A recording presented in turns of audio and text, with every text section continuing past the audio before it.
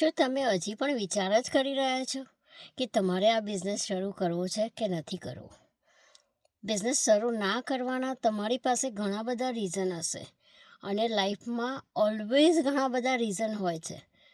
અને એમાંના ઘણા બધા રીઝન એવા પણ હોય છે કે મારા હસબન્ડ મને સપોર્ટ નથી કરતા, મારું ફેમિલી મને સપોર્ટ નથી કરતું, મારા પાસે ટાઈમ નથી, મારા છોકરાઓ નાના છે, અને મારી પાસે પૈસા નથી.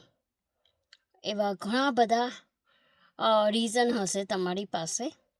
પણ જો તમે આ બિઝનેસ શરૂ કરશો અને તમારું જે પણ રીઝન હોય એ રીઝન તમે સ્ટ્રોંગ બનાવીને, તમારું વાય, તમારી સ્ટ્રેન્થ બનાવીને તમે જો આ બિઝનેસને ઝંપલાવશો તો તમે આ બિઝનેસ સક્સેસફુલી રન કરી શકશો. જેમ કે ઘણા બધા પાસે ટાઈમ નથી હોતો, તો ટાઈમ માટે પણ તમે આ બિઝનેસ શરૂ કરી શકો સાઈડ હસલ તરીકે, અને એના ઉપર તમે કામ કરો અને you can see best result. Same thing, તમારી જો પાસે જો પૈસાનો પ્રોબ્લેમ હોય, ફાઇનાન્શિયલ પ્રોબ્લેમ હોય, તો એના માટે પણ તમે આ બિઝનેસ શરૂ કરી શકો છો. અને બિઝનેસમાં ફાઇનાન્શિયલ ફ્રીડમ તમને અહીંયા આ બિઝનેસમાં ઇઝીલી મળી જશે.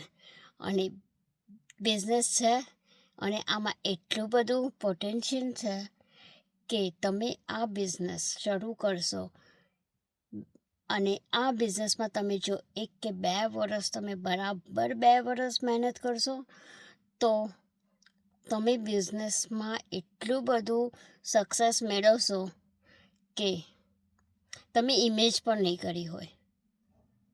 એટલે તમે તમારું વાય શું છે, તમે શાના માટે આ બિઝનેસ શરૂ કરી રહ્યા છો, એ તમારે ડિસાઈડ કરવાનું છે.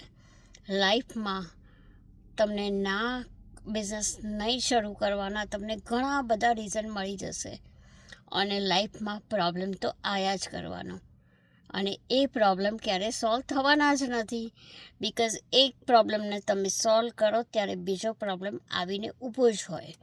એટલે તમે તમારા માટે ક્યારે જીવશો એ તમે વિચાર કરો, નકર લાઈફ બહુ શોર્ટ છે.